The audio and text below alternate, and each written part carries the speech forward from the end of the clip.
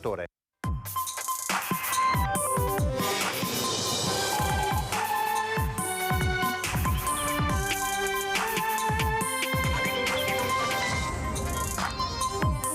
inquinamento a Malcontenta, oltre la battaglia contro gli inceneritori, i residenti sono sul piede di guerra anche per i serbatoi della San Marco Petroli. Lutto nel mondo dell'imprenditoria veneta, è mancato all'età di 92 anni Francesco Canella, fondatore dei supermercati Ali, il cordoglio delle istituzioni e del mondo economico. Il senatore Carlo Calenda è stato ospite al Lido di Venezia per presentare il suo libro Il Patto, è stata anche l'occasione per fare il punto su alcuni dei principali temi politici del Paese. Carenze d'organico, problemi ai mezzi e alle caserme, i vigili del fuoco sono in stato di agitazione, denunciano problemi che potrebbero avere ricadute gravi sui soccorsi. Un falso annuncio di una coppia francese che affitta un appartamento inesistente a Venezia a condizioni favorevoli è la nuova truffa che impazza sui social. Il furto del cucciolo di macaco al parco Cappeller di Cartigliano avvenuto a luglio dell'anno scorso, i carabinieri hanno identificato e denunciato i responsabili, si tratta di 2 veneziani. Presentata questa mattina a Venezia la 60ª edizione della Biennale d'Arte, diretta da Adriano Pedrosa, che sarà aperta al pubblico da sabato 20 aprile a domenica 24 novembre tra i giardini e l'Arsenale.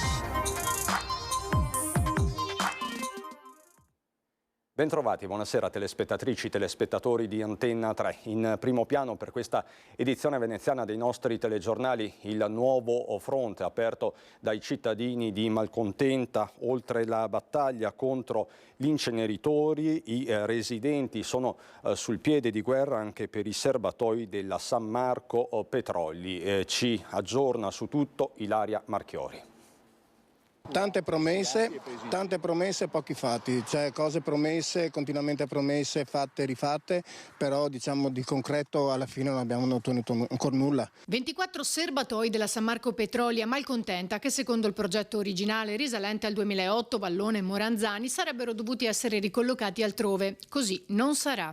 Residenti e membri del Comitato Tutela Salute e Ambiente Malcontenta sono dunque sul piede di guerra. Oggi i cittadini di Malcontenta ricevono un'altra tegola in testa, nel senso che non vedranno più il trasferimento di questa società che rappresenta anche un serio pericolo legato al rischio di incendi, rischio di esplosioni e quant'altro. E non solo, la vedrà appartenere a un'altra zona amministrativa, nel senso che tutto questo sedime che vediamo che circonda questi silos non apparterrà più al comune ma apparterrà all'autorità portuale. Nelle sedi istituzionali ci è stato detto che in futuro il comune ridiscuterà e riconsidererà questa cosa, individuando questa zona come un futuro parco verde, ma è come stendere un pannicello caldo su un qualcosa di assolutamente indescrivibile. Siamo trascurati, siamo dal punto di vista ambientale c'è un grosso problema per il traffico, per i fumi che ci sono. I segni sono tangibili anche sulle abitazioni. Se tu vieni sull'abitazione che siamo alle spalle di questi serbatoi qua, la parte esposta è completamente nera, piena di fuliggine, eccetera. I serbatoi infatti sono a 150 metri dalle abitazioni. Di questo si discuterà domani in Consiglio Comunale a Mestre, cui i residenti chiedono una precisa assunzione di responsabilità. Questo era un elemento di riscatto per la popolazione, perché al posto della San Marco Petroli nasceva un grande parco pubblico che poteva essere utilizzato appunto per la collettività, una grande fascia pubblica, una grande fascia verde che partiva da Fusina fino a Marghera e che era una zona di demarcazione tra zona industriale e zona urbana, e chiediamo appunto conto al comune perché ha fatto questo. Giornata di lutto quella di oggi per l'imprenditoria veneta e non solo, perché è mancato all'età di 92 anni Francesco Canella, patron di Ali. Non sono bravo, bravi siamo in tutti. Il mondo dell'impresa, la città di Padova intera e il Veneto piange Francesco Canella, scomparso la scorsa notte dopo alcuni giorni di ricovero in ospedale. Aveva 92 anni, fondatore e presidente dei supermercati Ali. Da Garzone a Casolino fino a diventare il titolare di un'importante catena alimentare, Canella ha fondato Supermercati Ali ed è una storia tutta padovana che ha visto cambiare il modo di fare la spesa sul territorio. Nel 1958 l'opportunità di rilevare lo spaccio Onarmo e quelle 195 cambiali pur di riuscire a realizzare il suo sogno. È il 1971 quando apre il primo supermercato Ali in via Curzola a Padova, introducendo in Italia il banco gastronomia servito. 60 anni di lavoro, in bici trasportava generi per un distributore alimentare americano, poi servendo prodotti freschi al banco. Lascia la moglie Rossella, i figli Gianni e Marco e un impero composto da 117 supermercati, 4.737 collaboratori. Un imprenditore controcorrente, rimane famosa la sua battaglia per salvare le feste dei dipendenti della grande distribuzione. Io sarei contrario alla domenica, sarei per fare festa, però la concorrenza mi obbliga perlomeno a tenere aperto mezza giornata. Nelle immagini la festa dei suoi 86 anni con un quadro che lo rese icona. La laurea ad honorem ricevuta nel 2019, la consegna per mano del magnifico rettore Rosario Rizzuto. Meriti economico-sociali, la motivazione, l'impegno ininterrotto nel tempo per una figura imprenditoriale unica a sostegno dello sviluppo economico e sociale del territorio. Uno degli imprenditori che più hanno contribuito allo sviluppo in senso moderno della distribuzione di prodotti alimentari di qualità. Commendatore della Repubblica Italiana, 3 anni fa la festa per i 50 anni della sua impresa. Alla presenza del mondo della politica e del commercio arrivò affaticato, ma con le sue gambe. Il suo saluto agli amici di una vita. La mia grande famiglia. Ed oggi sono contento di poter festeggiare il grande traguardo di 50 anni insieme a tutti voi. Grazie di cuore a tutti. Grazie. Mondo dell'economia e della politica che oggi lo ha ricordato così. Andando negli Stati Uniti aveva capito di che cosa c'era bisogno nel nostro territorio, infatti è stato il primo a inserire i banconi con gli operatori che danno consulenza e assistenza ai compratori. Un viaggio a Boston con la Camera di Commercio di Milano apre a Francesco Canella il mondo dei supermercati moderni ed è proprio il presidente della Camera di Commercio di Padova, Antonio Santocono, a volerlo ricordare oggi a poche ore dalla notizia della sua scomparsa. Un uomo che è partito da una piccola bottega nella quale lavorava come dipendente e un po' alla volta ha creato un vero e proprio impero, ma soprattutto un impero nuovo, nel senso che è stato creativo nella scelta di entrare nel mondo della grande distribuzione, è stato creativo anche nel rapporto che è riuscito a creare con i suoi dipendenti nei confronti dei quali ha avuto una grandissima attenzione. Il welfare del gruppo Cannella è conosciuto in tutta Italia. Con Francesco Canella il Veneto perde uno dei suoi più grandi imprenditori del food, ma non solo. Perde un uomo geniale, buono, sensibile, che ha dedicato parti importanti della sua vita di uomo e di imprenditore al volontariato, alla beneficenza. Ricorda il presidente Luca Zaia quando Canella nel 2018 lanciò una raccolta fondi tra i clienti dei suoi supermercati per aiutare i territori devastati dal maltempo, o quando fece importanti donazioni all'ospedale di Padova in periodo Covid. Ho avuto modo di conoscere personalmente Francesco Canella ed apprezzarne le capacità organizzative e visionarie, un esempio concreto della laboriosità del nostro territorio. Così lo ha ricordato Luigi Brugnaro, imprenditore e sindaco di Venezia. Per il sottosegretario alla giustizia, il padovano Andrea Ostellari, Canella rappresenta un esempio per le giovani generazioni. Da sempre vicino a lui il sindaco di Padova, Sergio Giordani, che oggi ha voluto ricordarlo così. Lui aveva una macchina vecchia, lo dico anche sorridendo, una vecchia auto, un Audi. Il dipendente gli ha regalato una macchina perché lui non aveva investito nell'auto, gli ha regalato una macchina nuova a Francesco. Stamattina mi ha raggiunto la notizia, sono veramente dispiaciuto, questa è una perdita per la città importante, un amico veramente. La politica, Carlo Calenda, al Lido di Venezia, lo ha intervistato Lorenzo Maier. Autonomia. Non esiste l'autonomia. Quello che è stato approvato è una cosa che è una presa in giro degli elettori veneti, che dice che si potranno delegare delle competenze, cioè fare un pezzettino di autonomia, quando si troveranno 100 miliardi di euro per finanziare i livelli essenziali di prestazione. Siccome 100 miliardi di euro non si troveranno mai, non ci sarà mai l'autonomia. Serve alla Lega per prendere voti alle europee. Per quanto riguarda un'eventualità di un terzo mandato, io sono contrario ai terzi mandati, perché penso che alla fine, siccome gli elettori sono molto pochi alle elezioni regionali, in Lombardia ci è andato il 40%, rischia di essere tutto voto organizzato. Apprezzo quello che ha fatto Zaia, ma penso che non è possibile pensare che le persone siano indispensabili per il governo di una regione. Cambiare fa bene. Il senatore Carlo Calenda, ospite a Lido di Venezia per presentare il suo libro Il Patto, ha trovato ad attenderlo al grande albergo Rosani Ungari, nonostante un meteo decisamente poco favorevole, una sala strapiena di gente.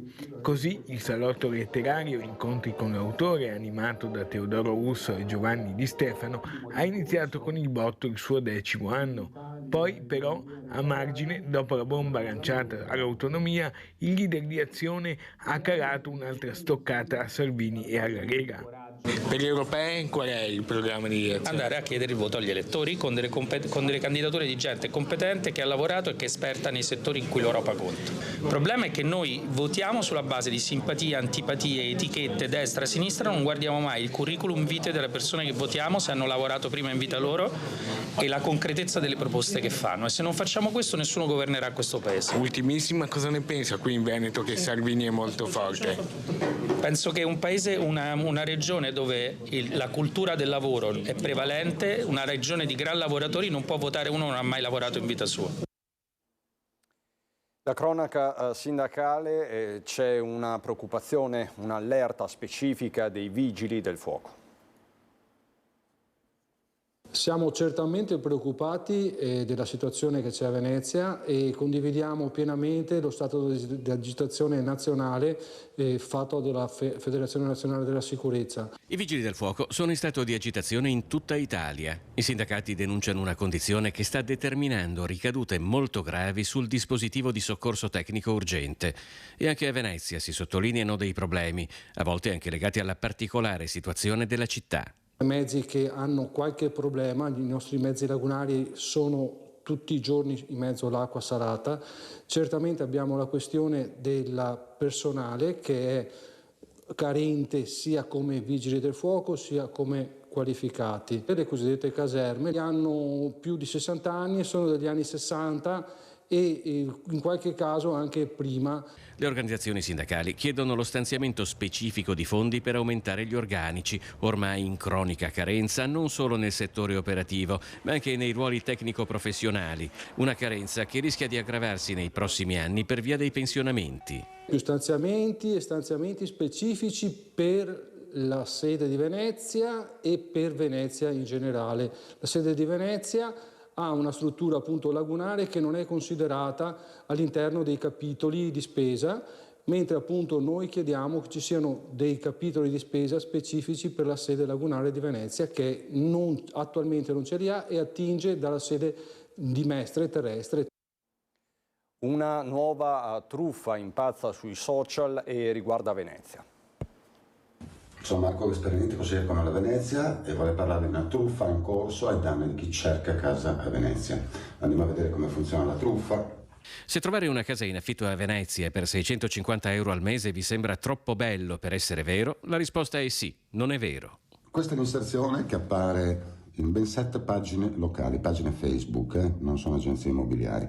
È un privato che affitta un appartamento, 63 metri quadri, a Venezia, immediatamente disponibile, 650 euro al mese di affitto. Insospettito da quanto fosse allettante la proposta diffusa a pioggia in vari gruppi Facebook, il capogruppo di Terra e Acqua 2020 in Consiglio Comunale Marco Gasparinetti ha risposto all'annuncio e compiuto delle verifiche da cui non sono mancate le sorprese. Ad esempio si scopre che la coppia benestante francese che ha postato gli annunci in realtà è una persona di nazionalità sconosciuta, sicuramente dell'est Europa, che chiede di effettuare un bonifico di 650 euro perché per far visitare l'appartamento deve pur pagarsi il viaggio, venire a Venezia, e quindi chiede una caparra di 650 euro solo per poter vedere l'appartamento. La caparra va versata su un conto bancario in Irlanda. Qualcuno però potrebbe lasciarsi prendere dall'entusiasmo al punto da porsi poche domande su prezzi e circostanze d'affitto che a Venezia non esistono, magari prendendo per buone le fotografie di chissà chi, prese chissà dove, di un profilo Facebook evidentemente falso di una persona che non esiste. Una truffa, quella delle case fantasma, che a chi la fa non costa particolari sforzi, ma potrebbe rivelarsi remunerativa. Sono case fantasma, proprietari fantasma con profili probabilmente hackerati. Quindi l'invito a tutti a prestare la massima prudenza, contattarmi eventualmente per quel che posso fare, anche per denunciare eventuali casi simili, perché purtroppo non è un caso isolato, abbiamo contezza di altri casi in cui purtroppo qualcuno ci è anche cascato. La cronaca ci porta a Jesolo. Nuovo arresto in flagranza differita nel veneziano grazie alla recente legge per il contrasto alla violenza sulle donne e alla violenza domestica. La polizia di Jesolo ha fermato un giovane accusato di molestie e minacce all'ex fidanzata e ai suoi familiari. Già gravato da precedenti per reato contro il patrimonio e la persona, spaccio di stupefacenti, maltrattamenti in famiglia, moleste, minacce ed atti persecutori, il giovane era stato recentemente raggiunto da un ammonimento del questore di Venezia per reiterati atti di molestia e minaccia perpetrati nei confronti dell'ex fidanzata e della sua famiglia. A conclusione degli accertamenti di rito, l'autorità giudiziaria ha disposto gli arresti domiciliari. Adesso per noi la pubblicità, fra poco.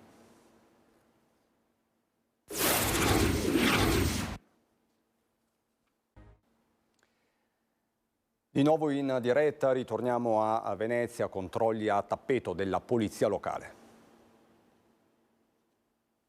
Continua l'attività di controllo da parte della polizia municipale per far rispettare i nuovi regolamenti.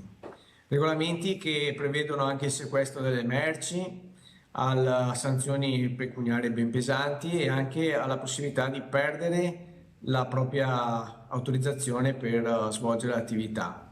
Ammonta ad oltre 13.500 euro di multe l'ultima tornata di verifiche del nucleo delle attività produttive di polizia locale tra pubblici esercizi ed esercizi commerciali di Venezia città. L'ultima settimana ha visto un'intensificazione dell'attività di controllo, soprattutto tra Castello, San Polo e Cannareggio. 5 attività sono state multate per l'installazione di mezzi pubblicitari privi di autorizzazione, una per aver superato la superficie massima consentita per la vendita di souvenir, un ambulante per aver fruito dell'area di posteggio eccedendo la dimensione consentita. Tutte queste attività della polizia municipale stanno coprendo un po' tutto il panorama del commercio. Da partire dai negozi di souvenir alle edicole dei giornali che possono vendere anche loro souvenir, ai negozi di souvenir che devono rispettare il decoro urbano della nostra città. I controlli della Polizia Locale di Venezia saranno ulteriormente intensificati nella fase centrale del Carnevale, ma già nei mesi scorsi c'era stata una stretta con centinaia di sanzioni e di articoli sequestrati e migliaia di euro di multa. Stringenti sono anche le nuove norme. Ad esempio è previsto il ritiro della licenza dopo 4 sanzioni nell'arco dei 3 anni per esposizione della merce al di fuori delle vetrine e in corrispondenza degli stipiti delle porte di pertinenza delle attività.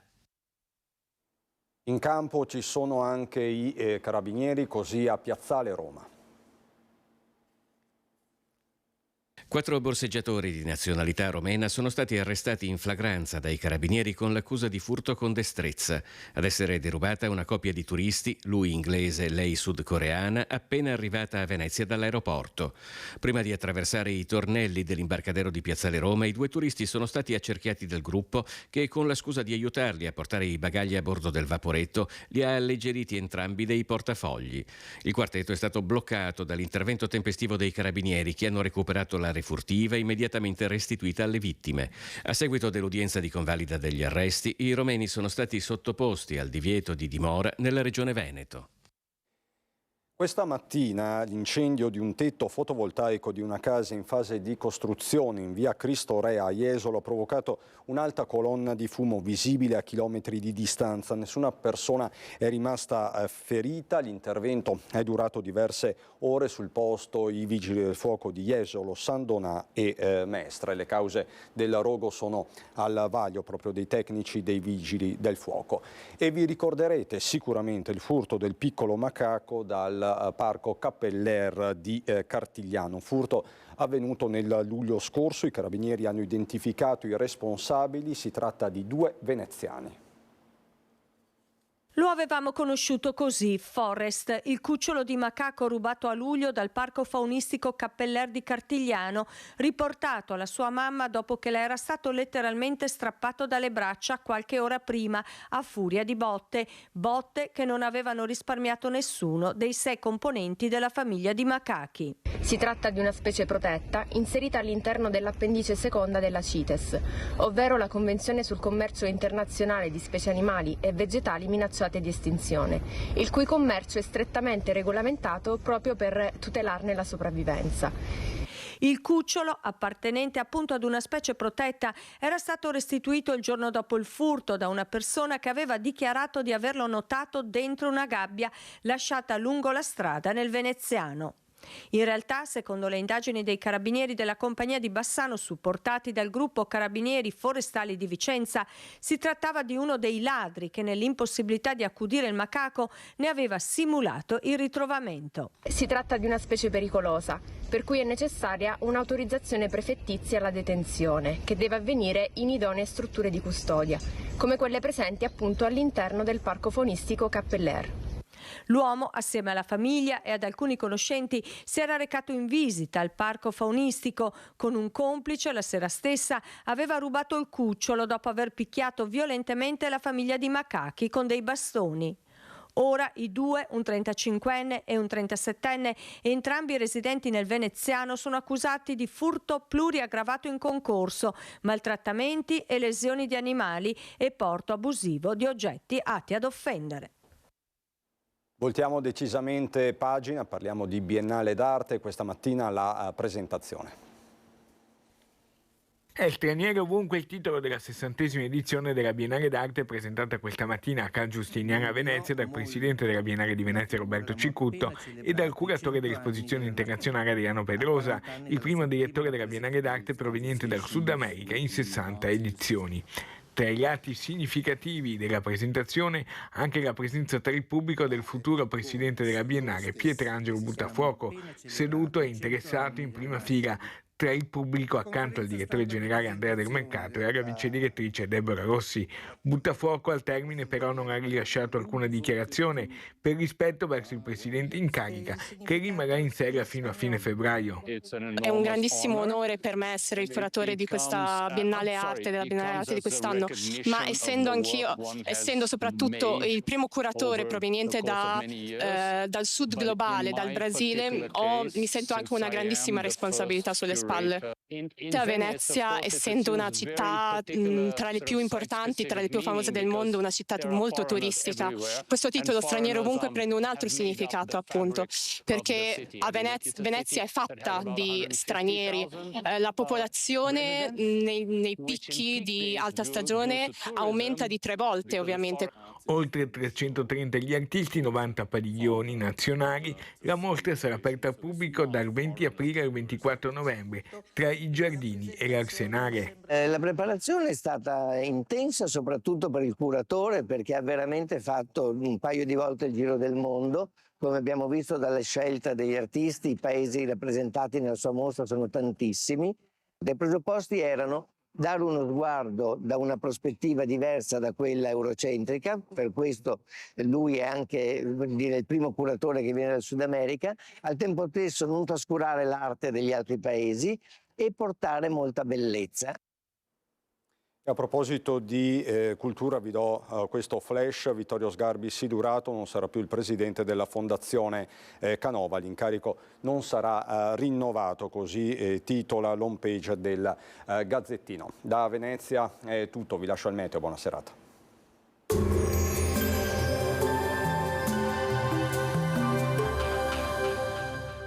Il piccolo scavo è specializzato nella realizzazione di impianti fognari, sottoservizi per utenze e adeguamento fognario alla rete consortile.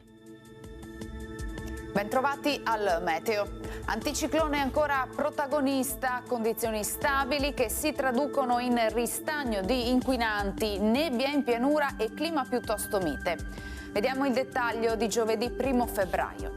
Sul Veneto il mese inizia senza particolari sconvolgimenti rispetto ai giorni scorsi, dunque cielo a tratti sereno con qualche velatura. Avremo varie foschie sulle zone pianeggianti, precipitazioni assenti, salvo più che altro qualche fiocco di neve in quota sulle Dolomiti. Temperature stazionarie o in lieve calo, minime intorno a 0 o di poco inferiori, massime tra 5 e 6 gradi. Ci spostiamo ora sul Friuli Venezia Giulia. Anche in questo caso di notte e al mattino sulla costa tra Lignano e Grado possibili nebbie, cielo sereno o poco nuvoloso ovunque a seguire. Temperature minime tra -2 e 2 gradi, massime sui 5-9 gradi. Infine diamo uno sguardo alla situazione del Trentino Alto Adige, dove sarà piuttosto soleggiato con locali nevicate sui settori di confine, specie a partire dal pomeriggio. Temperature minime tra -1 e 2 gradi, massime sui 9-11 all'incirca. Dal meteo di Antena 3 per ora è tutto, grazie per l'attenzione. Arrivederci.